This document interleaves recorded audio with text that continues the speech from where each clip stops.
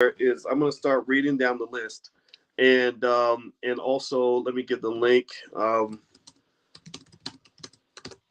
Okay.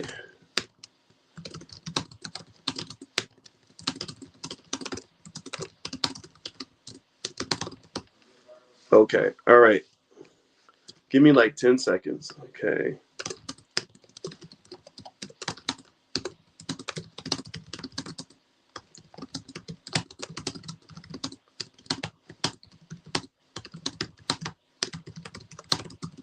All right. Here we go.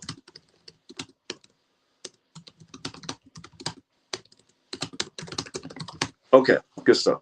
All right, so let's start with 1619. 1619 was kind of an important year. That was seen as kind of the year that slavery kind of began in the United States. That's also one of the first years where that first slave law was passed. Remember that before a certain time period, you didn't even have a classification of people as black or Negro or anything like that. You just had, I guess, different nationalities and things like that. There's no reference of things like the word black until I want to say 1670, 1680, when they started realizing, okay, if we separate black people from the pack, then we can go ahead and enslave them and get rich from them. And the Catholic Church was a big player in that. So in 1619, this is the first law that's listed in Dr. Anderson's book, Black Labor, White Wealth, page 223. The law is called the Maryland Segregation Policy. It recommended that blacks be socially excluded. So it recommended. So I don't know if that, I guess that doesn't mean required, but recommended that black people kind of be pushed to the side, that you start separating them. Again, remember, this reminds me of the fact that you have no friends in this country. You think that you can just integrate and blend in. Well, since 1619, they've designed this society so that you don't blend in. They don't want you blending in, right? Old habits are hard to break. 1642, Virginia Fugitive Slave Law authorized the branding of an R on the face of runaway slaves. Give me a yes or no. How many of y'all knew that runaway slaves, they would put an R for runaway on they would brand their face like a cow? Anybody ever seen what a brand, how much that hurts? So imagine this is happening to your ancestors. They're literally getting a big piece of metal, putting it on the fire, heating it up to really extremely hot temperatures, and then they're putting it on the face of that slave. Can you imagine how traumatic that was? I mean, I want you to process what that must have felt like. Can you imagine somebody putting putting something on the stove, taking the burner off the stove? Imagine how hot the burner on the stove gets when you're cooking. Imagine somebody grabbing that burner and putting your face on that burner. These people did this to your ancestors. They did this to your family. And y'all act like we're supposed to forget. And you didn't even teach us this in school. How many of you, give me a yes or no, how many of you learned any of this in school? Did anybody in this room, there's hundreds and hundreds of people, hundreds of you listening right now. Intelligent black people are in the room. You're intelligent. You're educated. Some of y'all got MBAs, PhDs, JDs, all that. How many of you learned that in school, that the Virginia Fugitive Slave Law of 1642 authorized the branding of an R on the face of any runaway slave? I'm looking. I have not seen a yes yet.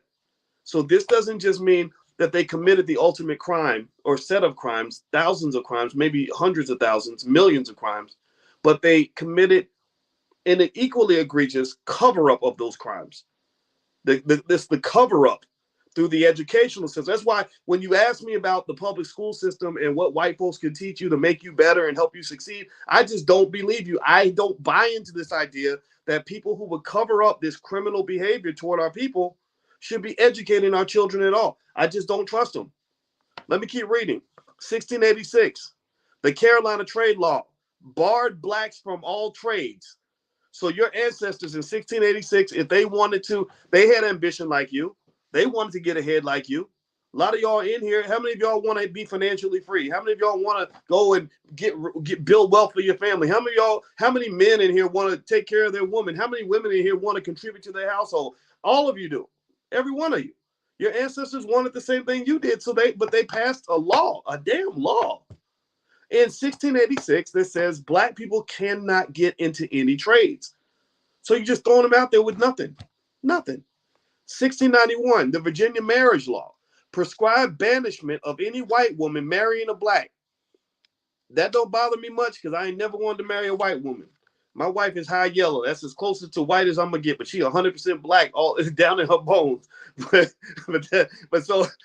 y'all can have the white women. No disrespect to any white women who are listening, but you know, y'all, you can't, don't stand next to a black woman because you can't compete. No disrespect, but it's true. 1705, the Virginia Public Office Law prohibited blacks from holding or assuming any public office. We got to keep those Negroes out of government. 1710, Virginia enacted meritorious manumission. How many of you, those of you who've been listening to me for a while probably know what meritorious manumission is. If you've read any Dr. Claud Anderson's books, you know about meritorious manumission. That is a punishment reward system designed to incentivize the buffoonish behavior that you see right now. It incentivized the slaves to snitch on each other. It incentivized it. It rewarded them. You can become a hero by becoming an enemy to your people. This still goes on today. This still goes on today. Let's keep going. 1712, South Carolina Fugitive Slave Act criminalized runaway slaves to protect owners' investments. So you were not a person, you were an investment, you were an asset, you were a piece of capital. 1715, North Carolina anti-interracial marriage law forbade and criminalized black and white marriages. Again, don't bother me. Never wanted to marry a white woman, so it's okay. 1717, South Carolina anti-interracial marriage law forbade and criminalized black-white marriages. Criminalized, so you go to jail for that. 1723, Virginia anti-assembly law impeded blacks from meeting or having a sense of community. Now you know why so many Negroes can't stick together, because you weren't allowed to stick together.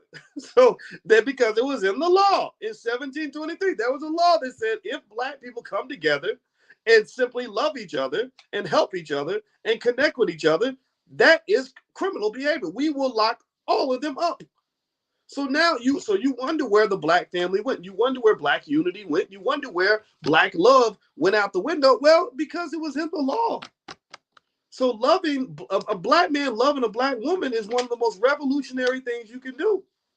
A black man partnering with another black man is incredibly revolutionary. When black women come together as sisters, that's incredibly powerful because it was against the law for you to do that in 1723 and beyond. These laws were legislated, and then they continued on after that point. Let's keep going. 1723, Virginia weapons law forbade blacks from keeping weapons. Of course, right? We don't want Negroes to have the ability to fight back. To this day, did anybody ever see? This makes me think about. I remember one time a guy from I believe it was the Southern Christian Leadership Conference made a statement where he said black people should arm themselves to defend themselves, or something like that. Like we have to defend ourselves against these cops who want to kill us. And do you know that he immediately was removed from his position? And then they sent him, I think they said we have to send him for re-education or something like that. They're basically saying we need to reprogram this Negro because he's talking crazy, right? So the idea of black people having weapons is something that has always been scary for people. And it is something that to this day, they still practice that same thing. Remember they were telling people in the hood, if you drop off your guns, we'll give you a bag of groceries. Well, no, I mean, if I got my gun, I'm going to keep it. You're not going to get my gun for some potato chips and a soda. All right, let me keep going. All right, 1740, South Carolina Consolidated Slave Act forbade slaves from raising or owning farm animals. So pay attention now. They have literally stripped you piece by piece of your humanity. You can't get a trade. You can't come together and work together with other black people. You can't have a weapon to defend yourself. You can't raise an animal. This is systematic. This is strategic. This is the baby version of systematic race. This is the infancy of systematic racism. I told you I was going to read all 85 of these laws. I'm not even on number 10 yet. I'm not even on number 10. Let's keep going. 1775, the Virginia Runaway Slave Law allowed sale or execution of slaves attempting to flee. So you try to get free, they were going to kill you or sell you. 1775, the North Carolina manumission law forbade freeing slaves except for meritorious service. So you can only go free if you were going to do something nice for a white person. 1790, pay attention now, first naturalization law. That's when Congress declares the United States to be a white nation. That's when they pretty much said, we want more white people here than black people. We got too many black people. We're going to open up our immigration policy. This is why you got to pay attention to these politicians when they try to get you to vote one way or the other when it comes to immigration. I'm not telling you what to do. I'm not in that business. I'm not trying to get elected for office. I ain't running for nothing. Right? But what I'm telling you is make sure you think through whatever you support politically. Don't just do it because you like the way the politician looks or you like the fact that he ate barbecue chicken with your pastor. Let's pay attention to the policy. Immigration law, according to Dr. Anderson, was designed to dilute the power of black people. So the first naturalization law came in 1790, where America was declared a white nation. 1792, federal militia law restricted enrollment in peacetime militia to whites only. So they only wanted white people in the militia. 1793, fugitive slave law discouraged slaves from running away, protected planters' invested capital. Discouraged. Okay, that's a pretty vague way to describe it. 1793, Virginia migration law forbade free blacks from entering the state. So Virginia got to the point where they said, hey, wait a minute. If we're going to do this slavery thing, we have to do some social distancing here with our Negroes. We can't have the free Negroes talking to the slaves because the free black people are gonna put ideas in their head that are gonna make them want more out of life. Like Toussaint Louverture, whose master or somebody made the mistake of letting him read about the French Revolution and about inalienable rights and the life, liberty, and pursuit of happiness. And he said, well, wait a minute, why can't I have this too? Right? So that's one of the reasons why they love it when you don't read. That's why I created this book club, because I said, look, if you don't want to read, that's all right. That's totally cool. I'm going to read it for you. I'm going to read it to you. I have read every word of this book to you all, because at the end of the day, they don't want you reading. They don't want you to know what's in a book. They only want you to know what's on the next rapper's album. They only want you to know what's on the TV set. They only want you to know what you heard on the radio. That's propaganda, propaganda, propaganda. I need you to understand the value of reading books. There's a reason why and I'm sure at some point we're going to get to a law that basically punishes black people for reading. And the other thing too is there's a reason why. See, people think I get offended, when I'm not really welcome in the mainstream media. Usually when I get in the mainstream media, it's because I just kind of slip in somehow. Because most of the time, mainstream media doesn't really want to hear from somebody like me. And I understand there's a history to this. You don't want free black people talking to the slaves.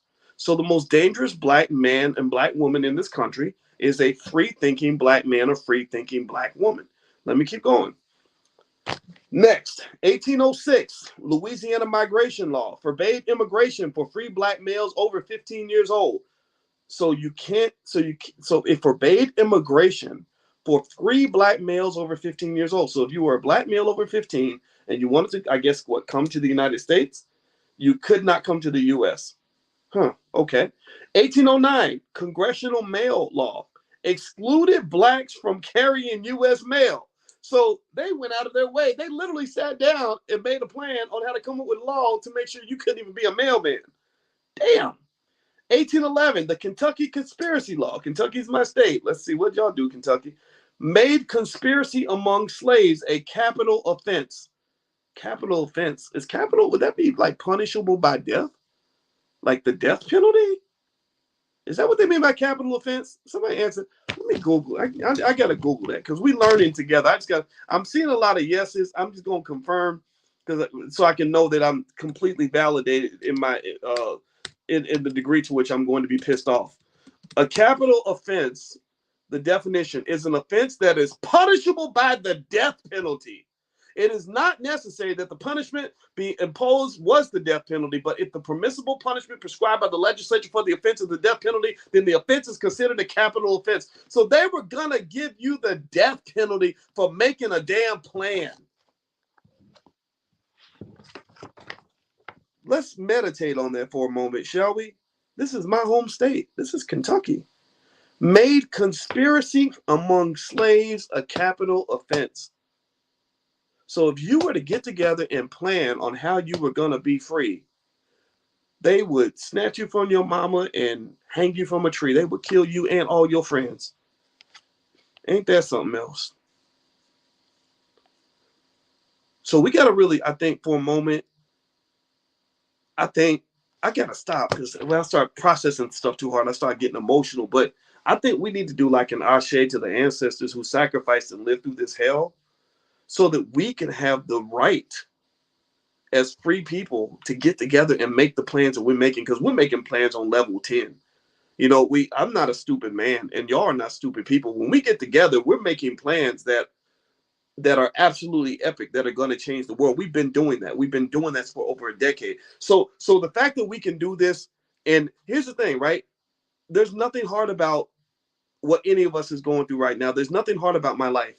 I deal with Negro naysayers. I deal with racist white people. Sometimes stuff is hard, but there's nothing hard about our life, because there's not somebody that is going to come kill me tomorrow or carry me away to get the death penalty because I'm making plans with you. But this was the reality of people just like you and I. Just like you and I. They weren't any different from us. They weren't less intelligent than us. They didn't want less than what we wanted. They wanted freedom just like you do. And literally just the idea of getting together and making a plan meant all of you were gonna die if you got caught. This is deep. This is very traumatic. That trauma is what they call genetic. That trauma does pass through generations. Let me keep going. Let me keep reading here. 1813, Virginia poll tax exacted a $1.50 tax on blacks who were forbidden to vote. So it exacted a tax on blacks who were forbidden to vote. So I guess what, if you were forbidden to vote, you paid a tax of $1.50. I got to think about that one. Let me keep going. Of course, so they didn't want you to vote, right? That's what we're getting here. 1814, Louisiana migration law prohibited free blacks from entering the state. So a lot of states didn't want those uppity Negroes coming into the state, because you would put ideas into the minds of the slaves. Virginia poll tax required free blacks to pay a $2.50 tax so whites could vote. So you, as a free black person, are expected to pay a tax so that white people can vote. Kind of reminds me of being in the Democratic Party a little bit, right? We do all the work, they get all the rewards. I don't know. Let's see, 1816, Louisiana, pay attention. The Louisiana jury law provided that no black person could testify against a white person. 1816, this was a real law. So white people were elevated. Again, this is what systematic racism is. It's where you systematically design a set of laws that puts one group of people above another group of people. And the thing that you got to understand is that the world you live in today wasn't created yesterday.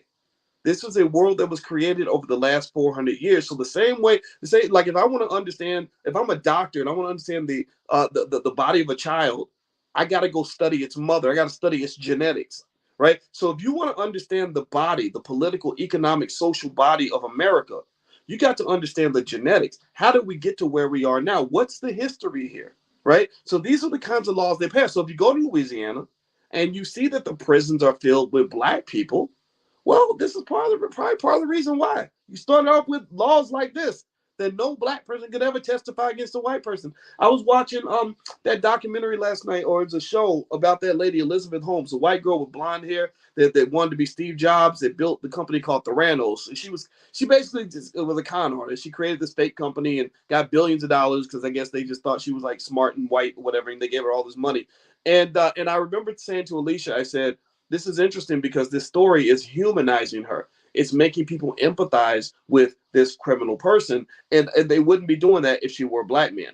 They're doing that with her as a white woman because they were so shocked that a white female would be caught up in a situation like this, because the prisons were not designed for white women. If you study the numbers on prisons, you will find that black males dominate in terms of the percentages and probabilities of going to prison. After that, there's black women, then there's white men, and then white women are way, way, way down at the bottom. Prisons were not built for white women, right? So when I see laws like this, they say that no black person could ever testify against a white person. That means, number one, that they were allowed to just run roughshod in your community and do horrible things to you. I mean, a white boy could literally go to a black neighborhood and kill 4 people, and nobody could testify against him. But then also it speaks to that unbelievable depth, the depth of the bias that existed within the system. I bet most of y'all probably had never heard of this law in your life. Let me keep reading. Thank you, Dr. Anderson, for giving us the receipts. 1819, This is where people like me get in trouble.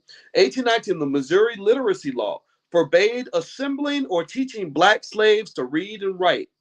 So the fact that you and I are assembling and we are reading together, that right there would make us into criminals in 1819, according to the Missouri Literacy Law.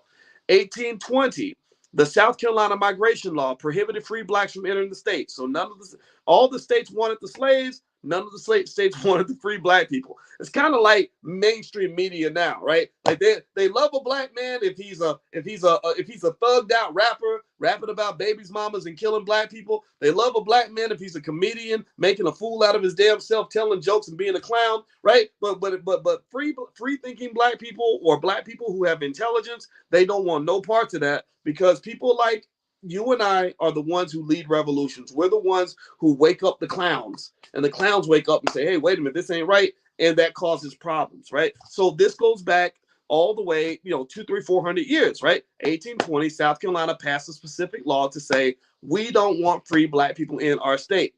So one thing you should definitely understand, if you don't know it yet, is that legality is not morality. That which is legal is not the same as that which is right. Stop thinking that laws define what is moral and ethical, because there's nothing unethical about a black person being free or being intelligent, but they just act like it's a damn crime. Let's keep going. In fact, I should tell you all this. I tried to go to visit a federal prison. There was a guy named Mario Lloyd out of Chicago, and I knew his family, and I was real supportive of his case because I wanted him to get reconsideration, because the poor guy's been in prison for over 30 years, and I don't think he should. I think he's paid his debt to society. It took over a year for them to even allow me to come to that prison. Now, you would think that the fact that they kept rejecting me would mean I got a criminal record, or I'm gang affiliated, or I'm rolling up in there, I might do something. No, the weapon I was bringing to that penitentiary was my brain. That was the weapon that they feared. And that's why it took about a year and a half before they gave me clearance to even come and visit him, because they did not want free black people talking to the slaves.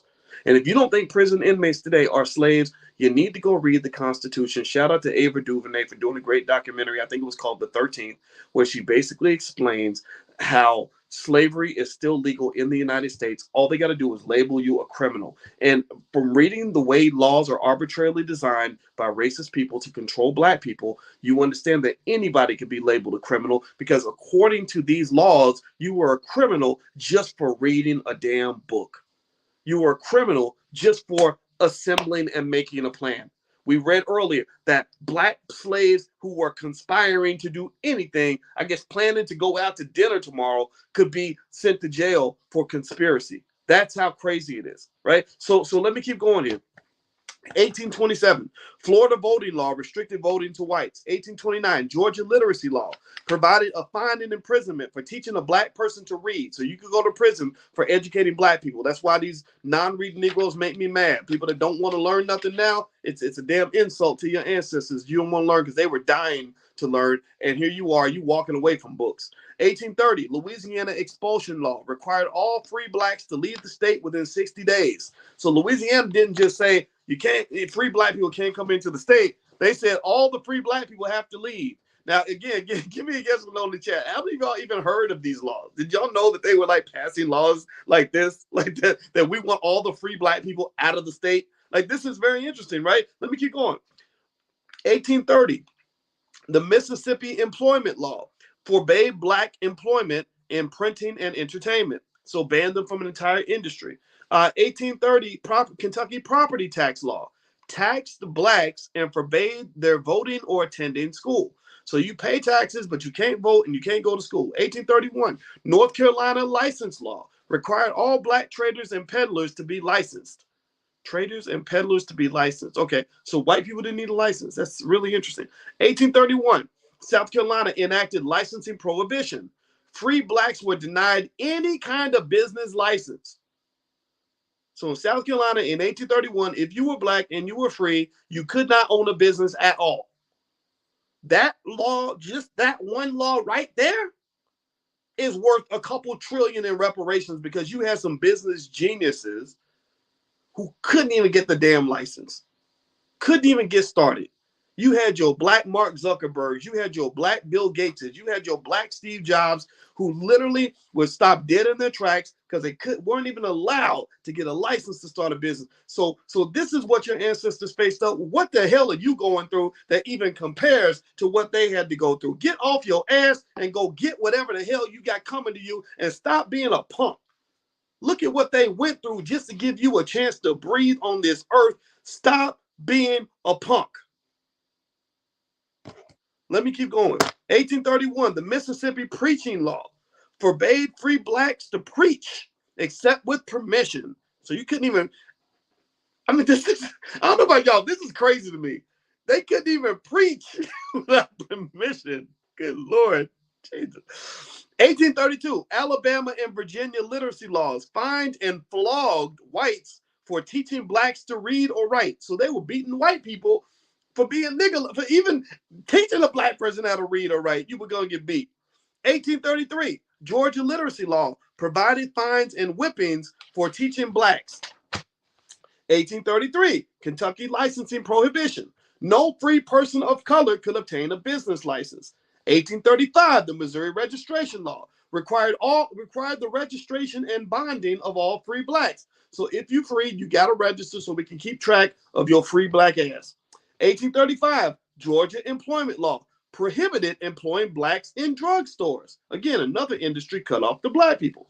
1837, South Carolina curfew law required blacks to be off the street by a certain hour. So you had a curfew like you were a child. 1838, Virginia school law forbade blacks who had gone north to school to return. So what?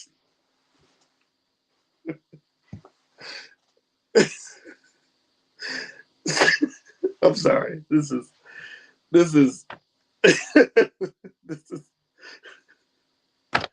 remember that song White People Crazy? Anybody remember that song? There's the song White People Crazy. You talk about throwing the book at somebody. They wrote a whole damn book just so they could throw it at y'all. I'm not even halfway done. These are real laws.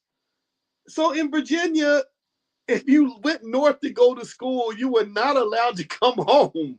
That's how dangerous intelligent black people were to the establishment. So now do y'all understand why I say that my platform is the home for intelligent black people? And that, do y'all get that? Do y'all understand why I literally ignore the hell out of any Negro who doesn't understand it, who doesn't like that? I had somebody say, oh, that's being uppity. You're being uppity by only appealing to intelligent black people. I said, because we spend too much time trying to be ignorant. We had to be ignorant back then. We ain't got to be ignorant no more. You're choosing ignorance. I want intelligence because the most dangerous black person in the world is a person who is free, intelligent, and fearless. That makes you the original gangster as far as I'm concerned. So yes, I want to be around as many intelligent black people as possible. If you're not intelligent, then guess what? I will teach you. And these laws are proving to you that the fact that I'm teaching you is the most dangerous thing you can do. That's the most revolutionary thing that a black person can do is teach each other. Each one teach one. That's heavy. And I'm not just saying it. It's not just my opinion. It's not just me saying, oh, well, I think education is important. No, they put it in the damn book. They had it in the law. Think about how fast somebody like me would have got killed in 1735. I wouldn't have made it past my 18th birthday. So I need y'all to understand why they're trying to abort your black boys and they're trying to make sure your black girls grow up and want to be hoes and your boys want to be thugs and they don't want to read. There's a history here. This is history, man. Let's keep going. Okay, boys, breathe and focus. 1838, North Carolina marriage law declared void all interracial marriages to the third generation. I don't even know what that means exactly, but let's keep going. More white people foolishness. 1841, South Carolina observing law forbade blacks and whites from looking out the same windows. Did y'all hear what I just said? They literally went out of their way to make a law They said white and black people cannot look out the same damn window. You couldn't even look out the window with a white person. They would beat your ass and lock you up for looking out the window with a white guy. Now you understand why this country is so messed up? Seriously, it's beyond repair. Let's keep going. Let me keep going because I kind of want to rant. Okay, South Carolina Observing Law, 1841, forbade blacks and whites from looking out the same windows. 1842, the Maryland Information Law. This wasn't that long ago. It's less than 200 years ago, by the way. Felony blacks demanding or receiving abolition newspapers. So when newspapers would come out that were talking about why black people should be free, they would lock you up if they caught you reading those papers. Now, I want you to understand. Let me tell you a story about why that's very interesting, very significant.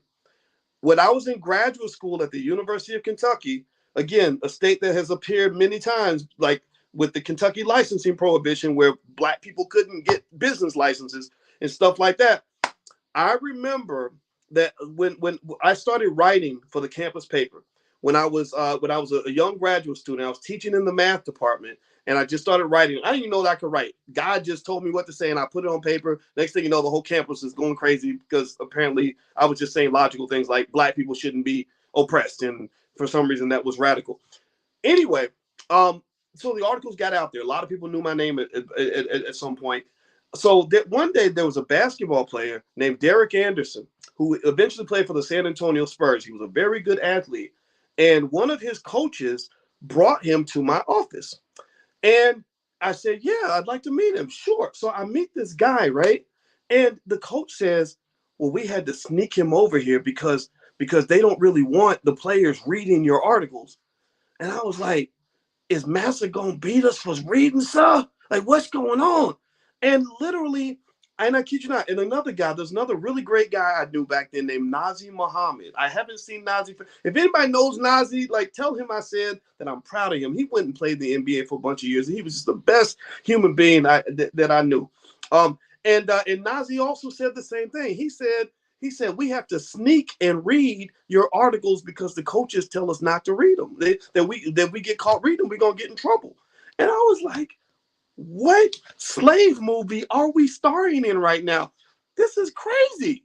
This is absolutely, and this is a totally true story. And so when I read this, that in Maryland and probably in Kentucky too, that they were giving black people felonies for reading newspapers that promoted abolition, it reminds me of being a graduate student when basketball players told me that the coaches didn't want them reading my articles about why college athletes should be paid for their labor. I was writing about that in the 90s. Because I didn't need a PhD to say that somebody should be paid for doing their labor. It just didn't make sense to people who were used to the other system. But I was like, it's common sense. If you go to work and somebody's making $1 million from your work, you should probably get some of that money. Don't that make sense to you? So sometimes when you are logical or you truly believe that black people are human and that we have rights like everybody else, you end up sounding like you're from the wrong planet. That's what happens. You end up sounding crazy because you're sounding normal, right? So let me keep reading here. Let me go on here. 1844, they have something called the Maryland Color Tax. Can't wait to hear what that one is.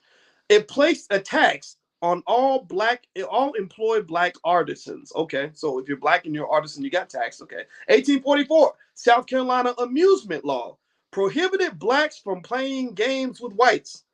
Okay, so you couldn't look out the same window with black people in South Carolina, according to the South Carolina Observing Law, and also the South Carolina Amusement Law prohibited blacks from playing games with whites. So it's real funny, right, that you have these politicians that cannot pass a law to save their life that's going to improve the lives of black people. They ain't got time for that, but they have time to pass a law to make sure white and black people can't look out the same window. All right, let's keep going. The Georgia contracting law, it prohibited contracts with black mechanics. Again, black people being entirely excluded from an entire industry. These are the foundations for your arguments in favor of reparations. This is when they talk about reparations, Don't get into talking about, well, slavery was wrong and look at what they did us. They hurt our feelings. Yes, that's true. But also they took real economic opportunity from black people. They took real assets from black people. They blocked you from your ancestors and your family from getting access to property and commodities and other things that they would have passed down to you. This is your inheritance that they stole from you. That's why a lot of you were born with no. How many of you were born with no inheritance? How many of you have never had anybody ever leave you anything in your whole entire life, other than maybe like a credit card bill or raggedy used car? That don't count. Seriously, give me a yes in the chat if you've never had anybody ever leave you anything. I'm raising my hands because I've never gotten an inheritance in my life, ever. So the reason you don't have an inheritance is because of stuff like this. Your ancestors wanted to leave you something the same way you want to leave things for your kids. They have the same ambition as you. They just didn't get the same opportunity. So let's keep going. 1846, the Kentucky Incitement Law provided imprisonment for inciting slaves to rebel. So if you got slaves to fight back, you were going to go to prison. 1847, Missouri Literacy Law prohibited teaching blacks to read or write. 1848, Virginia Incitement Law provided the death penalty for advising slaves to rebel. So if you told slaves that they shouldn't be slaves, they were going to come kill you. 1850, Fugitive Slave Law enacted, which means that they added stronger enforcement provisions to make sure that if slaves ran away, they could go get them wherever they are and punish them in a significant way. 1852, Georgia tax law imposed a $5 per capita tax on free blacks. So you were going to get taxed just for being free. That was the original black tax, I guess. 1853, Virginia poll tax law levied on all free black males 21 to 55 years old. So you had to pay a tax if you were a free black male 21 to 55. 1856, the Virginia drug law forbade selling poisonous drugs to blacks because I guess they figured that black people might want to use them against the people who have been harming them all this time. 1857, the Dred Scott decision. Supreme Court dehumanized and disenfranchised blacks. A black man has no rights that a white man is bound to respect. I believe that was the quote from the Dred Scott decision.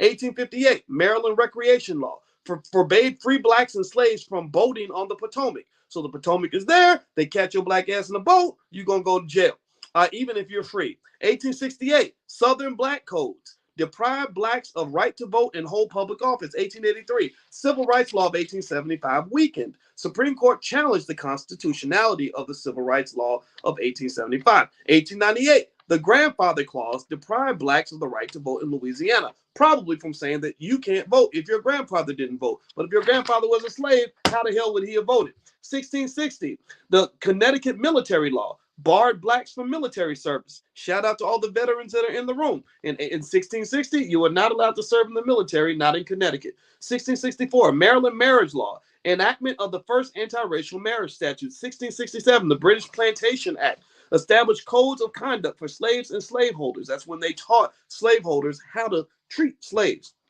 1705, Massachusetts anti-miscegenation law criminalized interracial marriages. So you marry a white woman, you're going to jail. 1705, New York runaway law prohibited prescribed execution for recaptured runaway slaves. So in 1705 in New York, this is where your allies live now. Let's remember that. Remember your allies. Some of y'all are tempted to think you still have allies out here, right? So your allies passed a law that says that if you get caught and you're a runaway slave, you were going to get the death penalty. 1721, Delaware marriage law forbade marriage between white women and black men. 1722, Pennsylvania morality statement condemned blacks for sexual acts with whites. So you get caught sleeping with a white woman, you're gonna get killed or go to prison.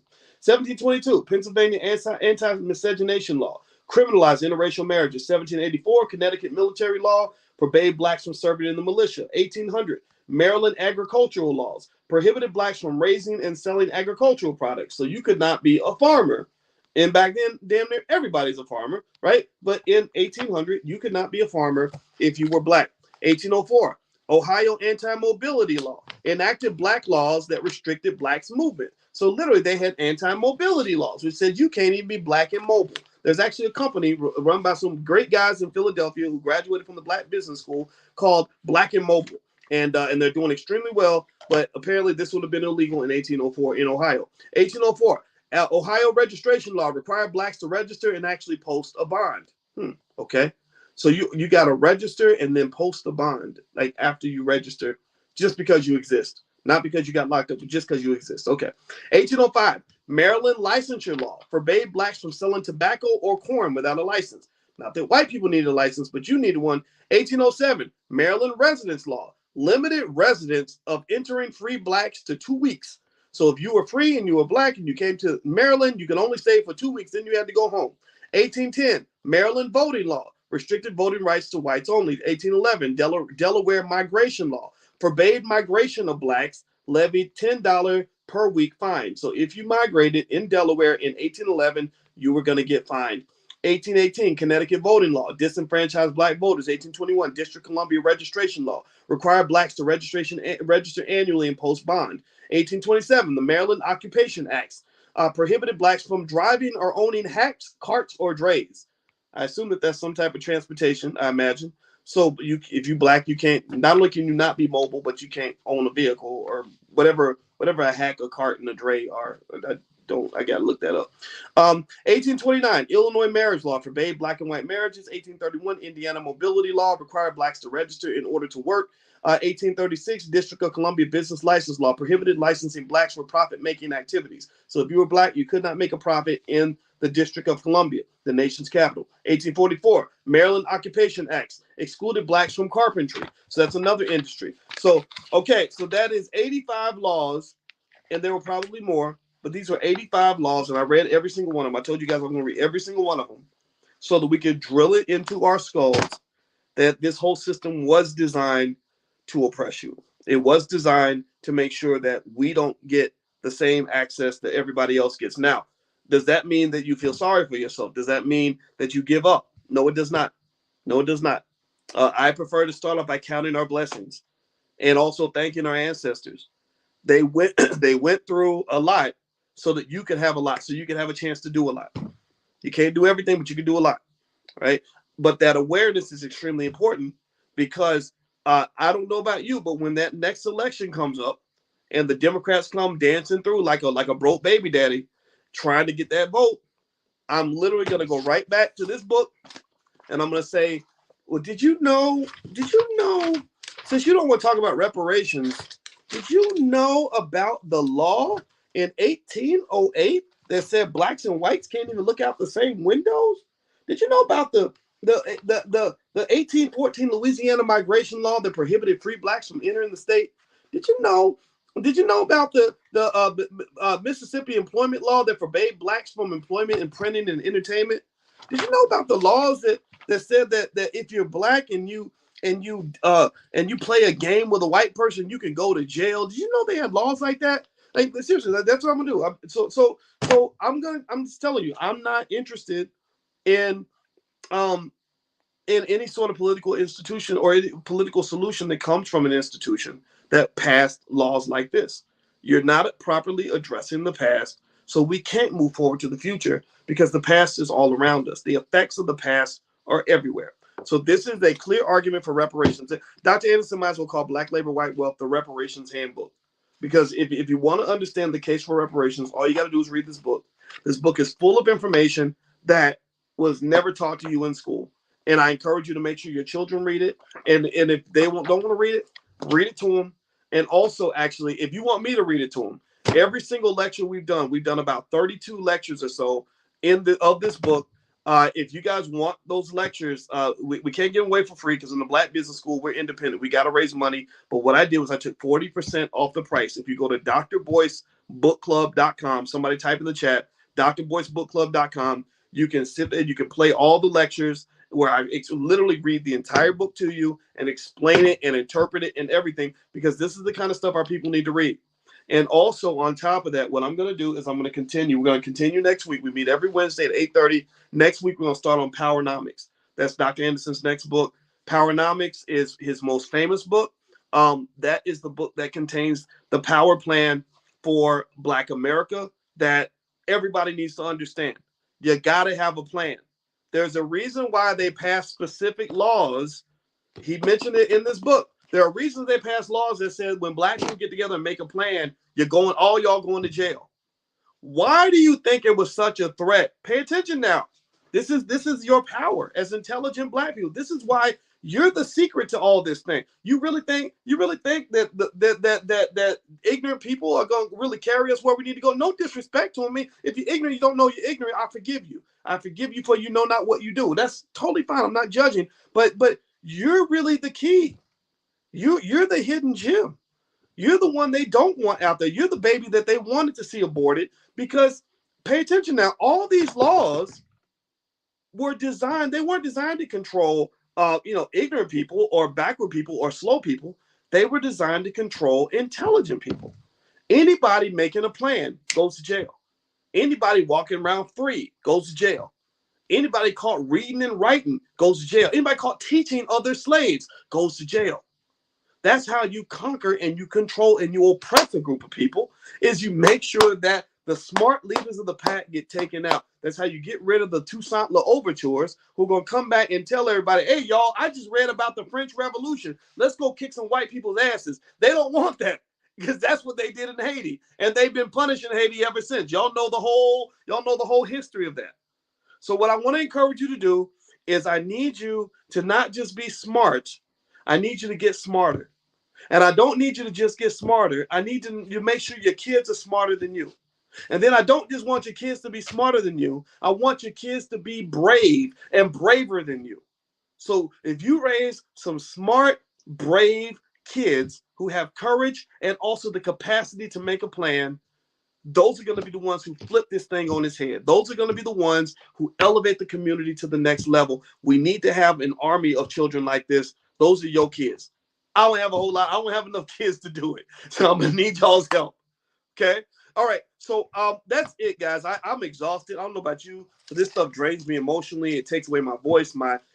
Emotionally, I'm just kind of worn out. I'm halfway pissed off. I got to go and hang out with my wife a little bit so she can calm me down. I think there's a reason I married a therapist, because I probably need one. We all do. I think being black in America can make you crazy. Reminders. Number one, if you want to get copies of all the lectures, go to drboycebookclub.com. The 40% discount pops up automatically.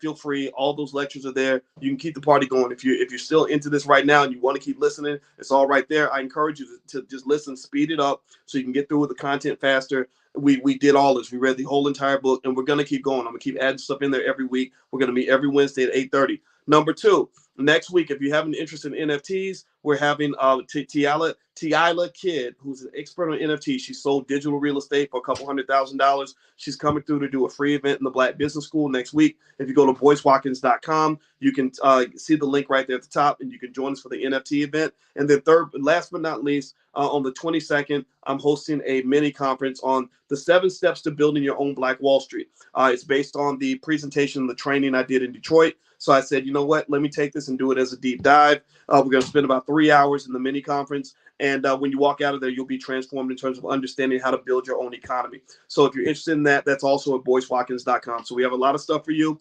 That's all I got to say for tonight. I'm about to bounce on out of here. God bless you. Stay black. I'll see you next week. Love you very much. Take care now. Peace.